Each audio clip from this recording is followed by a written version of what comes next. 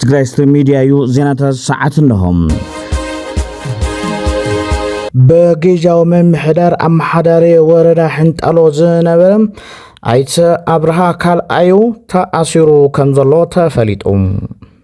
አበራ ንጉስ ዝተባሃለ ትግራዋይ በዓል ሞያ ሕጊ ንሓሙሽተ አባላት ሴንትራል ኮማንድ ከሰቅሪብሎም ዶክተር ደብረጽዮን ገብረ ሚካኤል አይተጌታቸው አሰፋ አይተጌታቸው ረዳ ወይዘሮ ፋትለወርቅ ገብረ እግዚአብሔር ሌተናል ጀነራል ታደሰ ወረደ ሌተናል ጀነራል ጻድቃን ገብረ ትንሳኤን ዝርከቦም ላዕለዎት መራሕቲ ፖለቲካ ሰራዊት ትግራይ ክስ ቀሪብሎም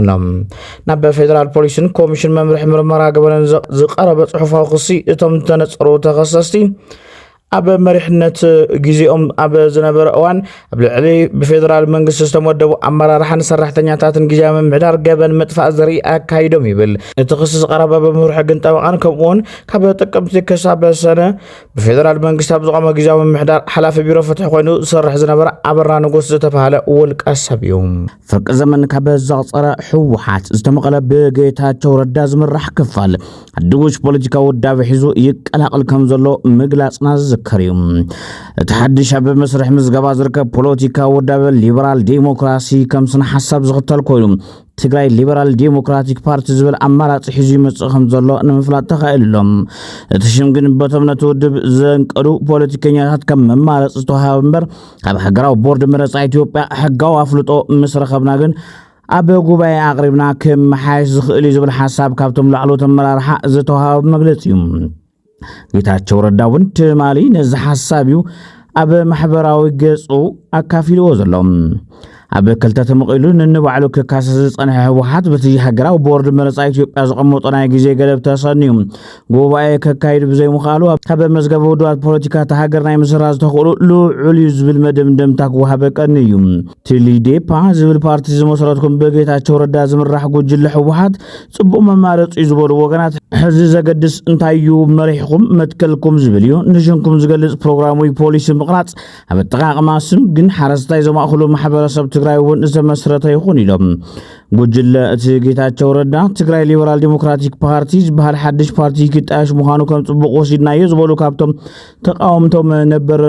نحنا إنا حوحات ندابل كام تبرباري حما أمبر حدش بارتي مسريت كام مقرات تصبغيو حق الفتح نتقانت نكعبي الرأي حيزو انتو تنقصا اشدو ما ندقفهم اتمكالس من قدي اتسلتو زبالنا حوحات الشيطانيا حوحات نحناينا ناي فيدرال سلطان رقيبنا حرام ريت وطينا اوبريشن غيرنا ريديو سيدنا حقاوين نحناينا ما تمتا حاديقنا ديموكراتايزيشن كنسفرينا حدش ليبرال بارتي مسريتنا وزتنا برو كم كتانا تقلاوتو اشقيرو منا ويكلتا عمدن منفقن سلطان تشكيوم حانت نجر زي يزرحو عين بركوز طلمو طلام ጉጅለ ጥልሞቱ ብግልጽ አረዲዩና ክብልዮም ናው ቀስዎም ዘለዎም መሬቱ ከምልስ ግዛታው ሓድነቱ ከረጋግጽ ካብ ኩሉን ላዕሊ ህልውና ህዝብ ትግራይ ከረጋግጽ ሰላም ህዝብ ትግራይ ከረጋግጽ እንድሕር ኮይኑ ሓቢርና ክንለምዕ እንተኮይናስ ወደብ ክንወኩም ኢና ኢሎምለው ታይትብል ሕዚ ፀረ ደደቢት ዝኸድ ዝነበረ እቲ ቃልስና ዋላ መስዋዕትነት ንኽፈለሉ ብዘይ ግድስ ፍረንዳ ፍረ ይኸድ ከም ዘሎ ትሪኡ ወለኹም ክብል ደልየ ህዝቢ ትግራይ መስዋዕትነት ከፊሉ ናይ ፌደሬሽን ቃል ኪዳን ኣብ ኢትዮጵያ ከፈራርም ከሎ ናይ ኢትዮጵያ ክልላት ፌደሬትድ ኮይነን ብናይ ፌደሬሽን ቃል ኪዳን ክትኣሳሰራ ከለዋ ብመስዋዕትነት ህዝቢ ትግራይ ክትኣሳሰራ ከለዋ እዚ ህዝቢ እዚ ከም ህዝቢ ሽልማት የድልየን እዩ ኒሻን መድልየን እዩ ካብ ጀኖሳይድ ናወሰኽካ ይኩን ከን ትኸይድ ማንም ባንዳ ንኣብይ ኣሕመድ ደጊፉ ንኣብይ ኣሕመድ ኣመኻሪ ኮይኑ ንኣብይ ኣሕመድ ተላኣኺ ኮይኑ እንተሰርሐ ህዝቢ ትግራይ መስዋዕትነት ከፊሉ ዘፍረየን ተኽልታት ኩለን ንቑፃት ኣይኮና ዝለምለመ ተኽሊ እውን ኣለዎ ማለት እዩ ኦኬ ቤት ትምህርቲ ክትክል ከሎ ህዝቢ ትግራይ ብመስዋዕትነቱ ብደሙ ኣሚርዎም ኮይ በዓል ጌታቸው ነው በሳላ ቃልሲ ትግራይ ተማሃሩ ኮይ በዓል ክንደያኮ ሳላ ቃል ወዲ አንጥሩ ናብ ተሓራ መሬት ዝበልዎ መሬት ዓፋር ከይዱ ፎቶ ተጠቂዑም ወንጀንጥሩ አቢድ ብርሃኑ ጁላ ወዲ ቁሎም ድማ ንጋዜጠኛ ስታሊን ይኸስዎም أب حرام بريت عفارت تصنبيرو زهابو مدرد ما مراح شارك مراح حيلي مراح قانتا مراح مسرع مديبو بزعبا دموزو انتزراريبو مصيو تباحيل لهم أب حرام رزلو على من دحرها الليوم أب دموز فوكس مقبار قريفهم أب كارتو قدايا تذكرت قبر اللوغم زول حسابون تواهيب لهم ودن تروح ما أخذني كيك رجال قرص له سمر عايزي نلوم ما عند فوتوغرافيا نلوم ما عند فوتوغرافيا أغرب أبكبر لكم دي تملكت من تان أنا كم كله أيولن جن أنا كم أيولن جن تناسى سيل أبي قبل لكم وزي الله بعلك أي حسرة سجى قبل تخلص بهاري ناي دو مبرق شيء مكان له نليا كاسا أباريرو شيء مكان له زوالو تب يا حرامريت أبي خاني حرامريت ناله تلفون زبل حرامريت كاف سمرة خويس حرامريت يولا حرامريت سمرة أو سمرة هوتيل يتري والله كم إذا لما رحت كم إذا عبي هوتيل يزي إذا كورفت هوتيل دي قالت هذا بحال الله ده عصب هوتيل كورفت بانيرو هذا عصب هوتيل قال لهم أو يوم عارفهم زلمة بزحته يدو تراني فوز الله يو ودانترو أفتقع أي حسرة جبارة نيو جاي جبارة تخلى أقول قوي جيرو إيد تراني فنيو كيك نجار قرص له سلازي أكهاد من نايخل ما تي أيكون كوني أي نور كوني ولا نايخل رياتهم تعيلوا أب مشيم ودانترو بزح سبيز فلت أب مقدال بزحاتي وزفتوا وو سواقع يمخاني وزفتوا كله جينا سواقع يمزروه عزازي أمزروه مسكن داي دخمتاتو بعد تندخمتاتو سراويت فتو اليوم بزح خوصة مالي غل جميو يفلت عاد كلها تن سقاماتي فلت كنت أورو كم وتعذروا عزازي ججنا أيوة دنترو ججنا أمزو بق كله بويس فلت حقي كلنا حقنا نزاربه مو أبزي كم يخيلوا زوال هو هناك كم يخيلوا أرمى حمصادي أقل نديات بعد أرمى تازنا برا كلامي كابيتي إرترا جميرو مرح فلا سراويتي نيرو أمنا إرترا وق باتغارا لايو ببوليتيكا فلا لاي علنا زول سوات أما غلنيو بصوتو ناسو بصوت نخبد مغلا كونيو توم قالتكم مغلا كونيو توم فلا لاي لنا زولو كاوخا أرمي أزازنس استتكو مالتي أما غلنيو ودن ترجن حرام ريت كيدو نسامر حرام ريت كيدو ناي عزازي خبرك كايه جيتاچو ማለት ናይ ጌታቸው አንደበት በጣም እንዴ አምነው ጌታቸው እንዴ ሰብ ከብለ ባላሽው ፈጠይና እንዴ ሰብ ይባላሽ በመልሐሱ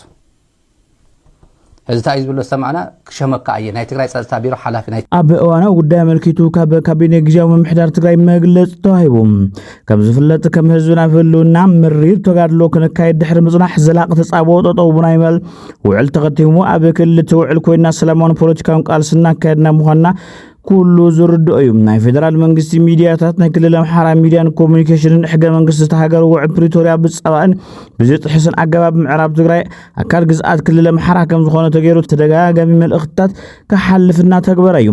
أب ورح ميازيا طرح كاب ዝተመሓላለፉ ንምጥቃስ ቤት ጽሕፈት ኮሙኒኬሽን ክልል አምሓራ ኮርፖሬሽን ብሮድካስቲንግ አምሓራ بعلة 8 ميازيا 2007 ዓመተ ምህረት 2017 ዓመተ ምህረት የተከዘ ዘብነት በተግባር ማሳየት ይጠበቅበታል ኣብ ትሕቲ ዝብል ኣርእስቲ በዘርግሑ መልእኽቲ ሕሞራ አካል ክልል አምሓራ ከም ዝኾነ ገይሩ ብምቕራብ ብግልጽ ንውዕል ፕሪቶሪያ ዝጻብኣን ሕገ መንግስቲ ተሃገር ዘጥሕስን ኣዝዩ ሓደገኛ መልእኽቲ መሓላልፍ እዩ تكال بلس إثيوبيا في الوقت قاتلنا بوجونم بعد حال ميازيا 2017 نبزق على حزنا كل التزوجات تم حرامات وجندر حمرة زرخ بروجكت من قدي يتسجن من الله بمقلات حمرة أكل كل لهم حرا غير بمقلاب تمسس على حدا جنيا زين حيزوز يوم تزمادي إسرائيل ميازيا 2017 عام تمر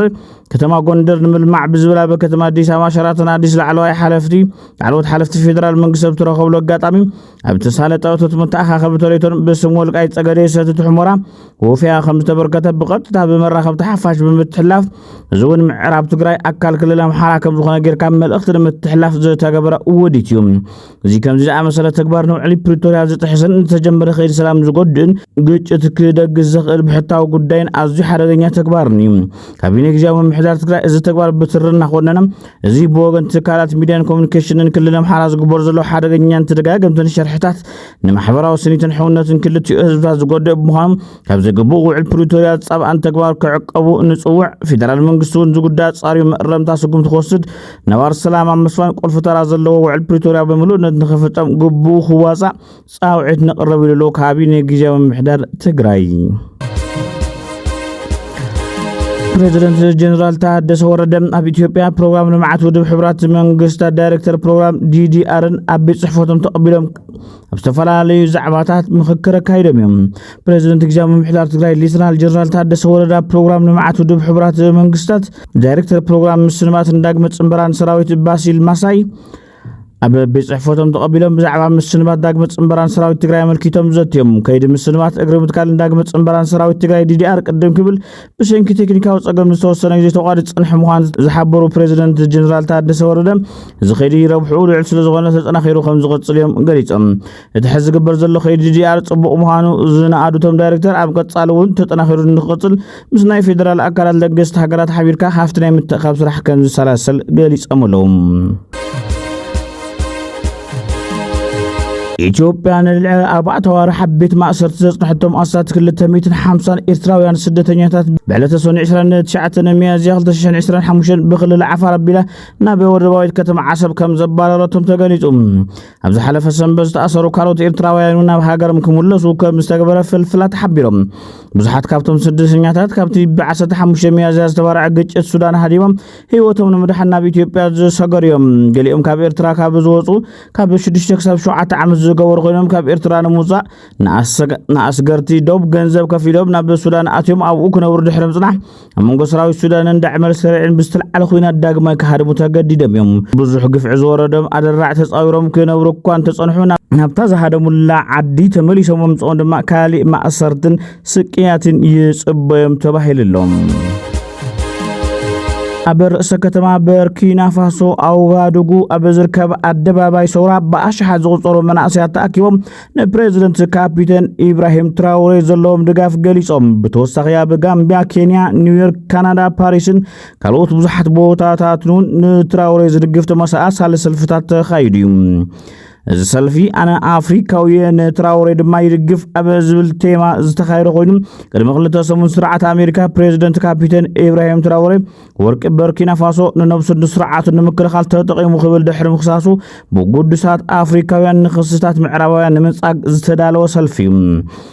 ክስ ስርዓት ኣሜሪካ ካብ ኣግኡ ብሚሊዮናት ዝቑጸሩ ኣፍሪካውያን ዝተነጸገ ኮይኑ ኣፍሪካውያን ንካፒቴን ኢብራሂም ትራውሬ ዘለዎም ድጋፍ ብማሕበራዊ ሚድያታት ክስምዑ ቀንዮም እዮም እቲ ዝተኻየደ ሰልፊ ድማ ንምዕራባውያን ህዝቢ ኣፍሪካ ከም ዝነቕሐን ከም ቀደሙ ከም ዘይተላለልን ሓያል መልእኽቲ ይሰድድ ኢሎም ፖለቲከኛታት ኣብ ሞት ወይ ድማ ቀንጸላ ከም ቀዛፍን ሳንካራን ሉማምባን ዝኣመሳሰሉ ብሉጻት ኣፍሪካውያን መሪሕ ተራ ዝተጻወቱ ምዕራባውያን ውዲቶም ኣብ ልዕሊ ካፒቴን ኢብራሂም ትራውሬ ክደግሞ ከም ዘይኽእሉ ክስቆሮም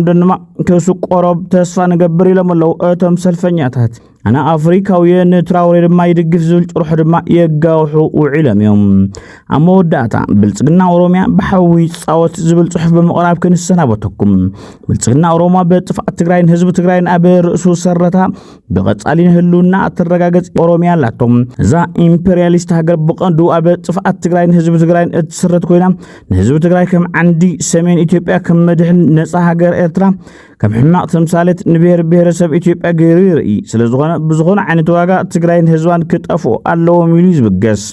ካብዚ ተበግሲኡ ብኣብይ ኣሕመድ ዓሊ ዝምራሕ ብልጽግና ኦሮሚያ ኣብ ልዕሊ ህዝቢ ትግራይ እዚ ኩሉ ግፍዒ ዝፈጸመን ሕዚ እውን ብዘይ ንእሽተይ ሕንከት ነስሓን ዝቕጽል ዘሎም እዚ ስለዝኾነ ብልጽግና ኦሮሞ ምዕራብ ትግራይ ከይምልስ ተመዛበልትና ከይምለሱ ሓኒቑ ክልክልና ዘሎ እዚ ስለዝኾነ ሕጋውነት ሕወሓት ኣይሕደስን እኳ ዳስ ክስሩ ዘየዝብለና ዘሎ ስለምንታይ ትግራይ ክትሓዊ ክትድልድል ክትውደብ ዓሞ ክትፈጥር ዘይኮነስ ፋሕፋሕ ክትብል ክትጠፍእ እዩ ዝደሊ ብመሰረት ፍልስፍና ብልጽግና ኦሮሚያ ኢምፔሪያሊስት ኦሮሚያ እትነብር ኣብ ጥፍኣት ትግራይን ህዝቢ ትግራይን እዩ ብልጽግና ኦሮሚያ ካብ ከምዚ ዝበለ ፍልስፍና ንትግራይ ስለዝጥምታ ውዕሊ ፕሪቶርያ ካብ ውግእ ወፃኢ ንትግራይ ዘጥፍአሉ መሳርሒ ብሓቂ ናይ ምትግባር ድሌት የብሉን ጥራሕ እውን ዘይኮነስ ኣፍሪስዎ እዩ ብሚድያ ፈሪሱ ኢሉ ዘይኣወጀ እምበር ብተግባር ኣፍሪስዎ እዩ እዚ ከምዚ ዝበለ እኩይ ተግባር ክኸውን ዝቕፅሉ እዋናት ሕጋውነት ሕወሓት ተሰሪዙ ክብለና መዓልታት ይቆፅረሎም ሕወሓት ክሳብ ሕዚ ተዋሃበን ሕጋውነት የለን እቲ ባዕልኩም ብዘውፃኹም ኣዋጅ ከም ብሓድሽ ኣመዝጊብኩም ዝሃብኩም ሕጋውነት ኣይተቐበልክዎን ዘይሓተትክዎ ይተዋሂቡኒ ስለዚ እቲ ዝሓተትክዎ ሃቡኒ እንትትብል ንሳቶም ድማ ዓይኖም ብጨው ሓፂቦም ሂብናኩም ኢና ክንስርዙ ኢና ይብለሎም እቲ ቋንቋ ግልጽ እዩ ክነጥፍአኩም ኢና እንደሊ ይብለሎም ናይ ሙጉትን ናይ ሕግን ጉዳይ ዘይኮነስ ምስ ደጋ ኣዝማቲ መን ተዋጓት እዮም ዝብሉ ዘለዎም ከም ከማይ ግን እዚ ጸዋታ በሓዊዩ ዝጻወት ዘሎም እዚ ጸዋታ ሓደገኛ ጸዋታ እዩ ዝበለ ነጽሑፍ ዘቕረበ ትግራዋይ ሕጋውነት ሕወሓት ናይ ሕወሓት ጉዳይ ጥራሕ ኣይኮነን ናይ ፕሪቶሪያ ጉዳይ ናይ ሰራዊት ጉዳይ ናይ ግዜያዊ ምሕዳር ጉዳይ ከይዱ ድማ ናይ ህዝቢ ትግራይ ጉዳይ ስለዚ ዕሽሸል ዝበሃል ጉዳይ ኣይኮነን ምናልባት እዚ ጉዳይ ሕልሚ ኢምፔሪያሊስት ኦሮሚያ ይትረፍሞ ቅርጽ ናይ ዞባን ሓዋሩ ዘመዓራር ጸዋታ ይጅመር ስለምህላው ምርዳእ አገዳሲ ይመስለኒ ክብል እዩ ሐሳቡ ዝዛዘመ ኣብ ሃገረ እስራኤል ኣብ በረኻታት ኢየሩሳሌም ቤተ ሽማሽም መንቀሊኡ ዘይተፈለጠ ባሪ ሓዊ ይቕጽል ኣሎ ተባሂሎም እስራኤል ናይ ወፃኢ ዓድታት ሓገዝ ብምጥላባ ብዙሓት ሃገራት ድማ ሓገዝን ይልእኻላ ኣለዋ ክቡራት ተኸታተልቲ ትግራይ ስትሪም ሚድያ ንሳዕ ዝሓዝናዮም ዜናታት ነዞም ተኸታተልኩም ይመስሉ ነይሮም ሰላም ንኹሉ ወዲ ሰብ